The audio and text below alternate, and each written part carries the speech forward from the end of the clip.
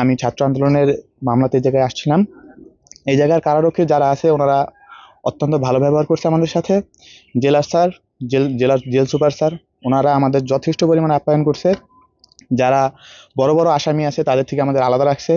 আমরা হসপিটালে বেডে ছিলাম এবং আমাদের খাবার দাবারের ব্যাপারে তারা খুবই সচেতন ছিল। ওনারা রাত্রের দিকেও 12টা-1টার দিকেও আইসা আমাদের খবর নিছে, আমরা কীরকম আছি, আমাদের কোনো সমস্যা থাকলে এইসব বিষয়ে ওনারা জানতে চাইছে। তো মোটামুটি সব বিষয় নিয়ে মাদারীপুর জেলের যারা আছে সকলকে ধন্যবাদ জানাই আমাদের আপ্যায়ন করার জন্য। আমরা তাদের উপরে সন্তুষ্ট এইসব আপ্যায়নে। আমার শুধু শুধু এই সাইডের থেকে আর ধরে নিয়ে আসছে। আর এই জায়গায় ছিলাম ভালোই, এরা অনেক সুবিধা দিয়েছে। আর এই জায়গায় যারা চাকরি করে বা কর্মকর্তা আছে তারা অনেক ভালো, আমাদের অনেকভাবে সহযোগিতা করেছে। আমাদের কোনো সময় কোনো কষ্ট বা কোনো কিছু কমতি রাখে নাই। আমাকে ছাত্র আন্দোলনে এখানে নিয়ে আসা হয়েছিল।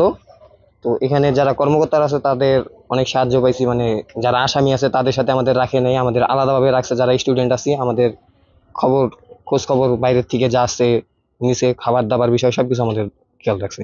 এটা কখনো আশা করি নাই যে এখানে আসতে হবে, পরীক্ষা দিব, আশা করি ভালো রেজাল্ট করব।